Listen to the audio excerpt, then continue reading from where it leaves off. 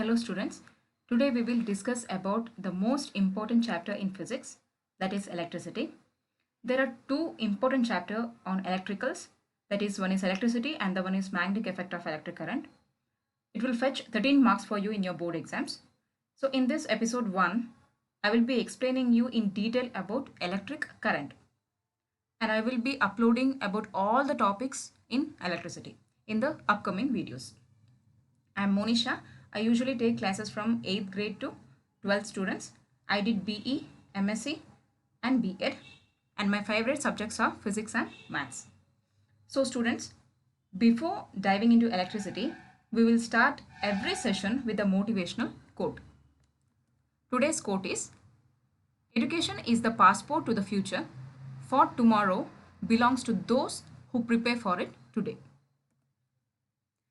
So these are the topics in electricity chapter.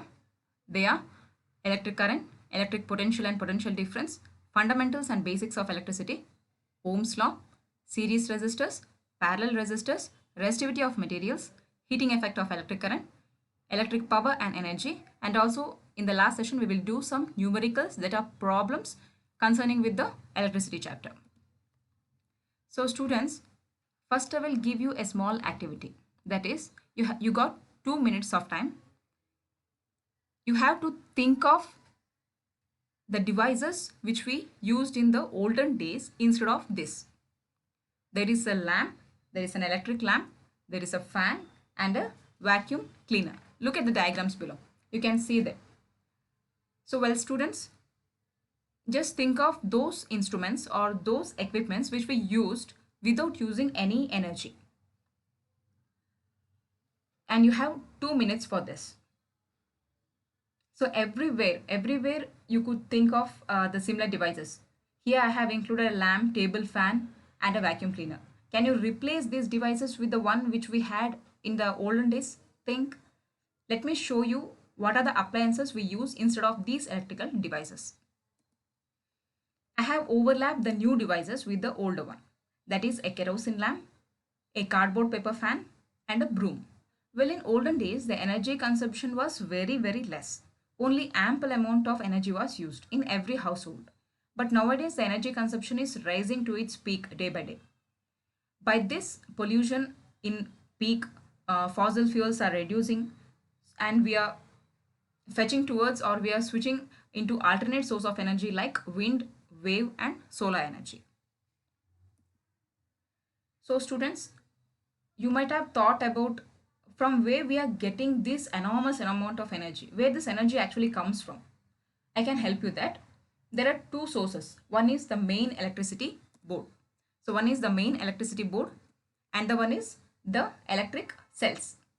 So the main electricity board, namely nuclear power plants, hydroelectric power plants, etc. Those are the main electricity boards.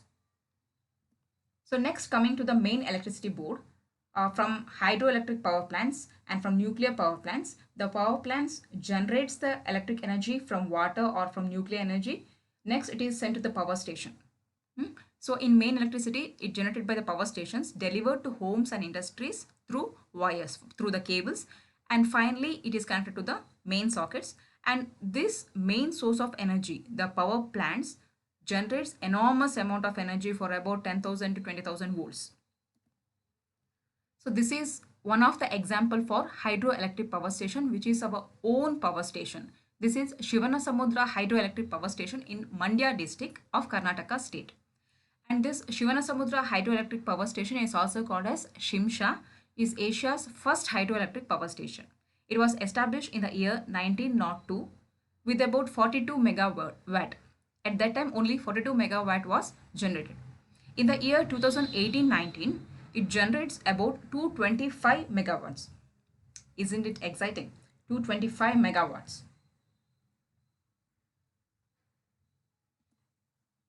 So next, we need to know how this enormous amount of energy which is generating from the power station is coming to our home. You just go through the pictures. From power plant, it generates the electricity from water, from turning the turbines,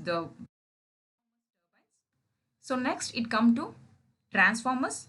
So transformers that is steps up the voltage, that is step up means it will increases the voltage, and next it will go to the transmission lines. So from transmission lines, electricity is carried over long distances. So from transformer, it steps up the voltage and then it is generated to or transferred to the transmission lines which carries the electricity over long distances. So next it goes to neighborhood transformer which step down the voltage. There are two types of transformers. One is step up transformers and the one is step down transformer. The step up transformer increases the voltage whereas the step down transformer decreases the voltage. Okay, from step down transformer it will go to distribution line that carries electricity to the house, to the distribution lines. Then finally from distribution lines the transformer on the pole steps down voltage before entering into the house. So just you can imagine, from power station almost about 10,000 volts are generating. From there it will come to the household needs. For household we need only 220 to 250 voltage. So this pole will decrease, the transformer first decrease the voltage, step down the voltage, and finally it will enter into a house for about 250 volts. Next, coming to electric cells. So everyone might have seen electric cells everywhere, in watches, in toys, in batteries, everywhere you might have seen electric cells. So electric cells are portable devices. Portable devices means we can carry it anywhere and it is safe to touch. Even children can touch these type of electric cells, and it supplies only small amount of energy. In power stations it is generating enormous amount of energy, whereas in cells it generates only small amount of energy. Then you might be thinking how this battery actually works. Come, I will show you. This is how the battery works. You can see the diagram of a battery. A battery cell has three main parts. One is anode, and the one is electrolyte, and the one is cathode. The electrolyte part is the main part where the chemical reaction takes place. So when the battery is connected to the circuit, the electrons will flow from this negative side to the positive side of a battery. So when a battery is connected to the circuit, the chemical reaction occurs. So this causes this negative charge to flow around the circuit and the bulb will ignite. So this movement of electric charge creates an electric current through the circuit. So this movement will create the circuit. So next, coming to electric circuit and electric current. So electric circuit and electric current is the main topic in electricity. So what do you mean by electric circuit? Electric circuit is a continuous closed path of an electric current. So continuous closed path. You can see here it is a continuous closed path. So an electric circuit consists of a plug key, that is a switch, next a battery which has a negative and a positive side, and then it is connected to a bulb, and later it is connected to a ammeter. So you can notice here it is a closed circuit. When a plug key is switched on, the battery will generate the current from positive side, always from positive side. The current will move to the bulb ignites, and the ammeter is an instrument to detect the amount of current flowing through the circuit. Okay, and the current direction, there are two types of direction in which the current and the electrons flow. First is, this is the conventional flow notation. In conventional flow notation, I have already told you the current flows always from positive side of a circuit to the negative side of a circuit. So this flow of charges from positive side to negative side is called as conventional flow notation. So current always flows from positive side to negative side. Next, coming to the third diagram, here you can see that the electrons are flowing from negative side of a circuit to positive side.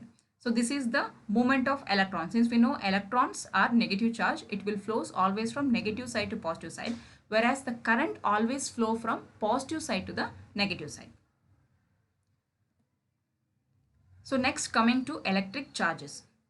I have already told you here in this, the current flow always from positive sides to negative side. Those are the charges. So what do you mean by charges? What are these charges? So electric charges means it is mainly made up of positive and negative ions. So positive charges are protons and negative charges are electrons. When both charges flow inside the circuit, then it is called as an electric charge. So this flow in the circuit is called as current, and you might have known how the current is producing here. This flow of charges inside the circuit is producing the current. So you just notice this circuit here. It is a wooden board where the circuit is connected. It is a closed circuit. The wire is connected from negative side of a battery and also the positive side of a battery to the output source, that is a bulb. So what do you mean by electric current? Now you know what is electric charge and what is an electric charge, the positive and negative electrons, and the current flow from positive to negative and the electron flow from negative to positive. So this rate of flow of charges is termed as electric current. So this flow of the charges inside this closed circuit is called as electric current. Next, the instrument which is used to measure the electric current. Here you can see three typical ammeters. So one is ammeter, where usually a slight high amount of electric current can be detected. Second, this is milliammeter. In milliammeter, even lesser amount of current is detected. This is microammeter. Even very negligible amount of current will be detected. So ammeter, what is an ammeter?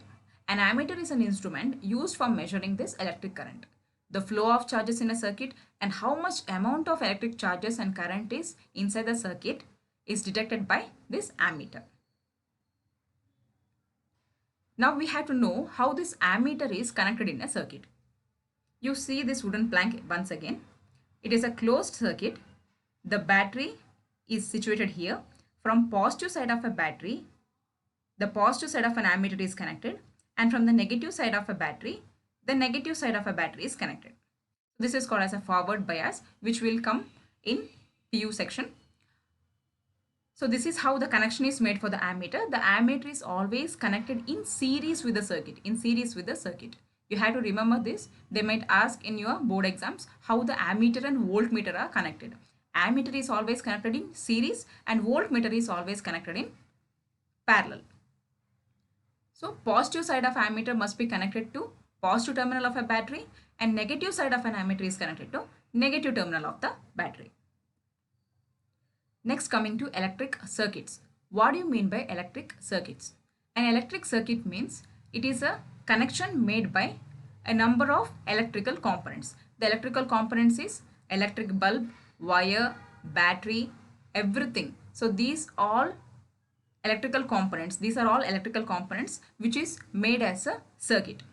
So electrical circuits are mainly made up of electrical components, and if it is joined together without any gap, if these electrical circuits are joined together without any gap, you can see here there is no gap. There is an output source, and from output source the negative side of a battery is connected, and also from the input source, that is the electric cell, from positive side also it is connected, from negative side is also connected. So it is a closed circuit. This type of circuit is called as a closed circuit. Then you might be thinking, what is an open circuit? So I will tell you, students, these are the open circuit. You notice two diagrams. So diagram A and also the diagram B. Here the connecting wire is missing. There is a gap here. The connecting wire is missing from the positive side of a battery, and here the battery, the cell itself is missing. There is no source of energy. So this type of circuits, there might be a gap in a closed connection. Then it is called as open circuit, and also it is called as incomplete circuits. In incomplete circuits, there will be a missing of any of the electrical components. Next, coming to conductors and insulators. So you might be thinking, which are the materials conducts electricity and which are the materials doesn't conduct electricity? So the materials which allows current to pass through it, so those materials are said to be conductors. So those materials allows the current inside that material. And the materials which doesn't allow current to pass through it, it will just resist. It will say, current, please don't come into me. Conductors will allow a huge amount of current inside it. So those are conductors and insulators. In order to make a visible example, I have put some of the examples of there. Conductors are aluminium, jar lid, nickel, nail, key, etc. And for insulator, wood, toothpick, cardboard strips, rubber band, Q-tip, clothespin, any number of examples you can take here. These are the few examples of conductors and insulators. You should always keep in mind, conductor, insulator both have resistance. All the material have resistivity, resistance inside that material. Even we human beings have. But the material which shows very less resistance will be termed as a conductor, and which shows high amount of resistance is said to be insulator. Hmm? Always you have to keep it in mind, these two definitions. That is, one is the materials which allows current and the materials which doesn't allow current. And you might have come across these wires. If we have seen these wires, conductors and insulators are always together, always bound to each other, because an electrical devices is made up of both conductor and insulator. Okay, so you just see this diagram here. This part is a copper wire. So these copper wire are very good conductor of electricity. So the whole electrical wire is made up of two devices. One is a conductor and the one is insulator. You can see this outer covering. This outer covering is made up of plastic. So this one, everything is made up of plastic. The outer covering is made up of plastic. Why? Because it is an insulator. It will not allow current to pass through it. If these insulators are not there, then you will get a shock. You will experience a shock. You know, everyone know what is an electric shock, right? So if the insulators are not mounted on a electrical devices, then you experience a real shock. So students, you have to think now, why a conductor conducts current in the first place. I have already explained what is conductor. Conductor are those the materials which allows current to pass through it, and insulators are those material which doesn't allow current to pass through it. So just tell me, why only conductor is conducting current and why an insulator doesn't conduct current? Think. I will give you four options. One is it conductor metals? Is it all the metals are said to be conductors? Or is it the free electrons inside the conductor? Or is it free atoms? Or none of this? Just think. So if you are flummoxed, that is, if you are confused, I will tell you the reason behind this. A conductor conducts current because of the enormous amount of free electrons inside the conductor. You can see the diagram here. You can notice this diagram here. So this is a conductor. Okay, the conductor has too many free electrons. So instead of free electrons, I have put some babies here, some baby Superman. And next, insulator. In insulator, there are no free electrons. So what this free electrons actually does, I will explain about that. So free electrons, if there is more free electrons, then there will be smooth flow of current. Okay, so the electric current is the flow of electrons through the conductor. So electric current means we all know that is the flow of electrons or charges through the conductor. And the devices which causes the flow of electrons. So these electron has to move without any resistance. If these electrons move, then the current will pass through it, right? So those devices are called as conductor, and it can be done by using a cell or a battery. So electrons always flow from negative terminal to positive terminal. I have already explained this. And electric current flows from positive terminal to negative terminal, and this is called as conventional current. So concentrate here, students. This is the important thing that I will tell you why a metal is conducting, mainly why metals are conducting, or the conductor is conducting, and why insulator is not conducting. Why metal conducts current and why an insulator is not conducting a current. So this is a very important question which will be appearing in your board exam. So in conductor, let us take an example of copper. So copper is a very good conductor, I have told you. So this is a atomic structure inside a copper element. Okay, these are the atoms. These are the metal ions. This crystal structure are the metal ions, and a small red structure, you can see a small red spherical balls. So these are the free electrons. Okay, so these are the free electrons. These red balls are free electrons, whereas the big white ball are metal ions, that is the atoms of copper. Okay, next, these things. So this is an insulator, the atomic structure of an insulator. This is a carbon atom which I have taken. Okay, so this is copper, and whereas this is an insulator, carbon. So in carbon, you can see here the outer electrons are completely bounded. It has tightly bonded. There are no free electrons. There is no movement of free electrons. You can see that there is no movement. It is bonded one atom to another atom. It has been bonded very tightly. Whereas in conductors, the free electrons are moving from one atom to another atom, just like the boys keep on moving from one friend to another friend, from one home to another home, neighboring home. You will be traveling, you will be roaming here and there. Just like that, the free electrons keep on moving from one atom to another atom. But in insulator, they are very strict. Just like the parents who will not send their kids outside, this nucleus will never send the the electrons outside. They will be strictly bonded in their territory. You can see here, it is strictly bonded, it is not moving. So because of this strictness and because of this bonding, it will not allow current to pass through it. And because these parents are liberal, they are very free, they are sending their kids outside, just move around there, from one atom to another atom, you just move. And because of this capacity, it conducts electricity and it is a conductor. So now you understand, I think. In conductors, there are more free electrons. If there are more free electrons, there will be a smooth flow of current and less resistance. In insulators, the electrons are very tightly bonded. If they are tightly bonded, the movement of electrons are stringent, that is very stringent, and with the high resistance. There are high resistance. Okay, students, these are the difference between the main difference between conductors and insulator. Why a conductor conducts and why an insulator doesn't conduct.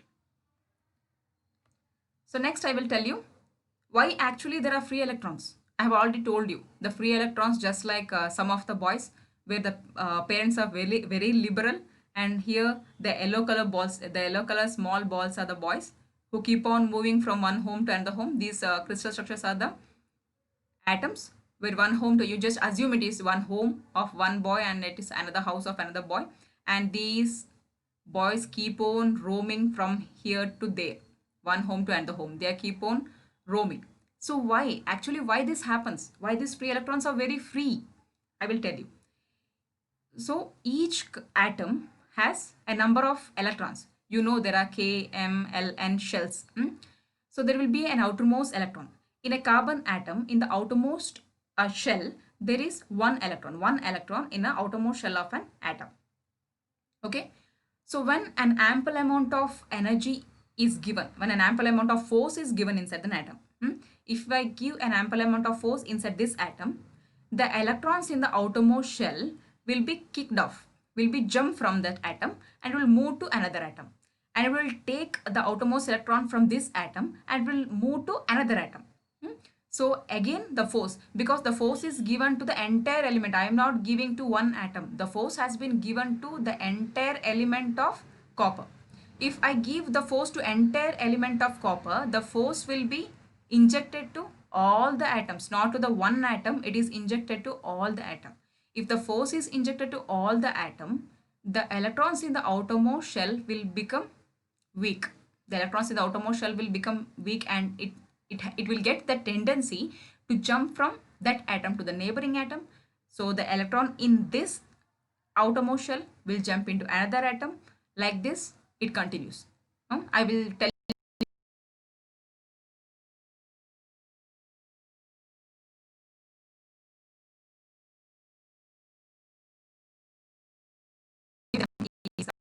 Ramu. I will just name it. This is Ramu. Okay. And this is Rakshan. Okay. And this is Ravi and Akash. There are numerous amount of free electrons. So when a force is applied, this might be any amount of force. So when force is applied, this free electron named Ramu will jump into the house of Rakshan, and he will explain to him that come, we will go to a party. Then Ramu and Rakshan, along with them, he will go to another home. Oh, come Ravi, we will also go to a party. So three of them will move to Akash home. They will take all other electrons like this. So the free electrons will keep on moving everywhere until they reach their own home. So like this, the movement will happen. So in entire element, the movement of the free electrons will happen. They will be roaming here and there with very drift speed, not slowly, with a very drift speed. So because of this, there will be movement of charges. These are the charges and these are the movement of charges. By this, the current conducts inside a conductor. So this is how you have to explain. Don't take the example of Ramu, Ravi and Akash. I'm just explaining you by taking these things. Okay. I think now you have understood how a conductor is conducting electricity. So next, I will show you again. See here, the electrons is coming. When a force is applied, the electrons move from an outermost shell to the next, and it will kicks out that outermost shell electron from the next atom to the next neighboring atom. It will kicks out the outermost shell, the electron from outermost shell, and it goes to another neighboring atom. Like this, it keep on repeating in every atom. It will be in very drift speed, and it moves inside the atom in drift speed, so that the current conducts inside the conductor. So the free electrons move in a random motion throughout the metallic conductor. Throughout the metallic conductor, these electrons will be keep on moving, and the current conducts by this. So next, what is an electric current? So what is an electric current? We have already told you. That is, electric current means it is a rate at which the electric charges pass. The electric charges pass through a conductor in each second. In 1 second, how much amount of charges is moving inside a conductor is called as an electric current. You need to explain it in your own words also. That is, the amount of charges. The amount of charges passing through a conductor in each second is said to be an electric current. The electric current is signified by letter I, and the charges is signified by letter Q, and time is signified by letter T. So I, the SI unit of I, that is current, is coulomb per second. Charges is given by the SI unit coulomb, time by second. So I, current, is given by SI unit coulomb per second. But in order to honor the French mathematician Henri Ampere, Henri Ampere, who actually invented this electric current, this equation also, I is equal to Q by T. So because of that, the SI unit of current is said to be amperes. So electric current, I will just recap it once again. Electric current is the rate of flow of electric charges. Next, the unit of electric current is coulomb per second, and also amperes. You can say amperes or coulomb per second. So I is the rate of flow of current, which is given by amperes, and Q is charge given by coulomb, and T is time given as second. And this formula is very important for numericals also. For solving problems, I is equal to Q by T. Next, children, this is one of the most important question. They will ask you for 2 marks. That is, what is 1 ampere? I have already told you ampere is the SI unit of electrical current. Then you have to tell me what is 1 ampere. What do you mean by 1 ampere?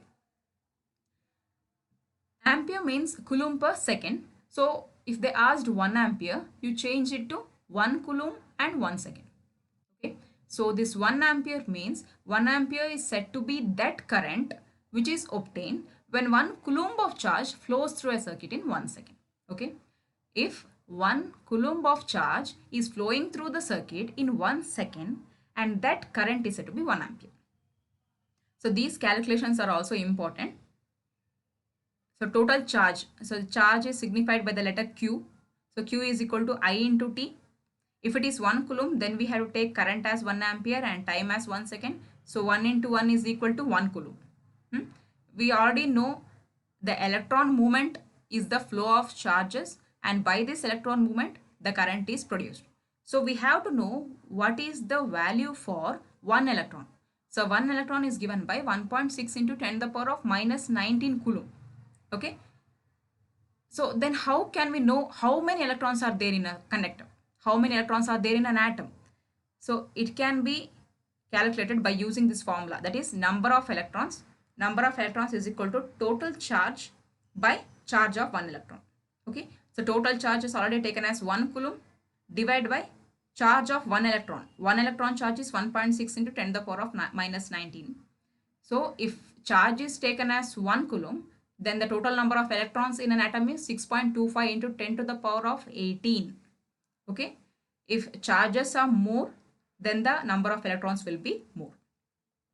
Next, the SI unit of electric charge is Coulomb. The current is given by the formula I is equal to Q by T.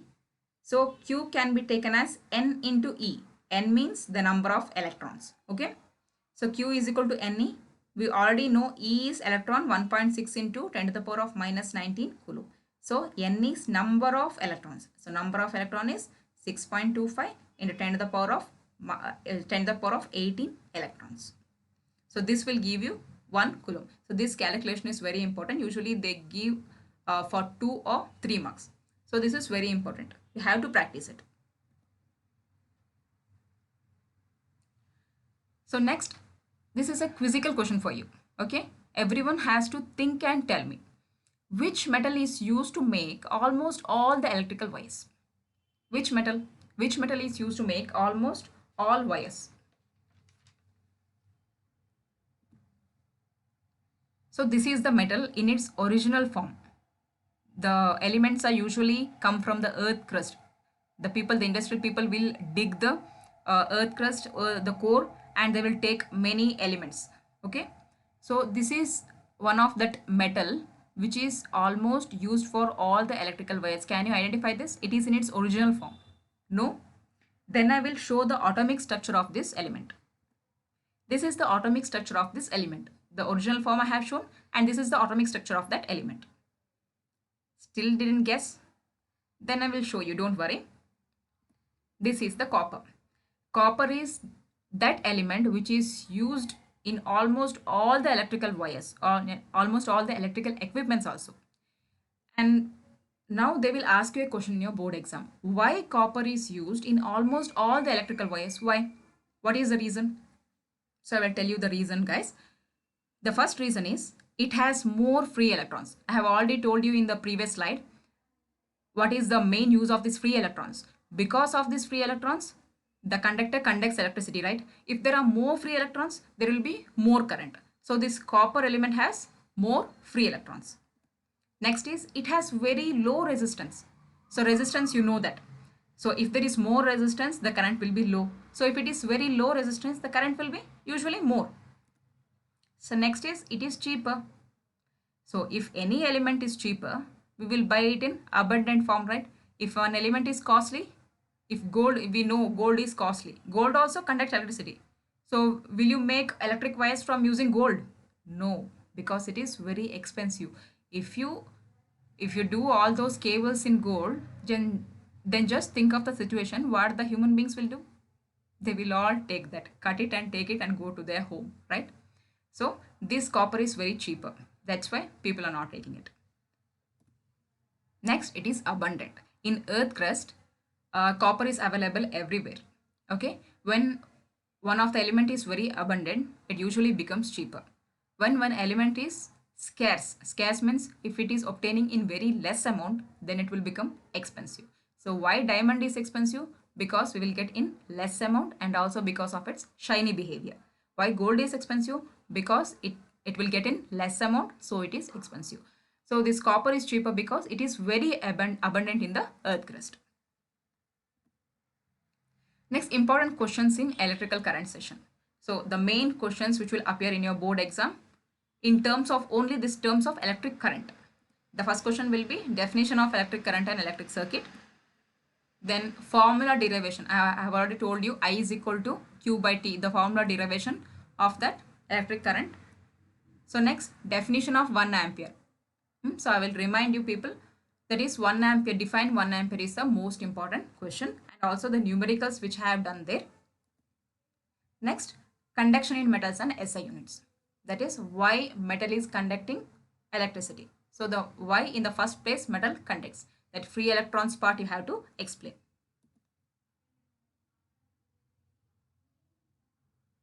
Thank you, students. I hope this presentation is helpful for you. If you have any suggestion, if you have any queries, or if you comment about this video, I will make this video even more effective so that it will help all the students in 10th board. Thank you.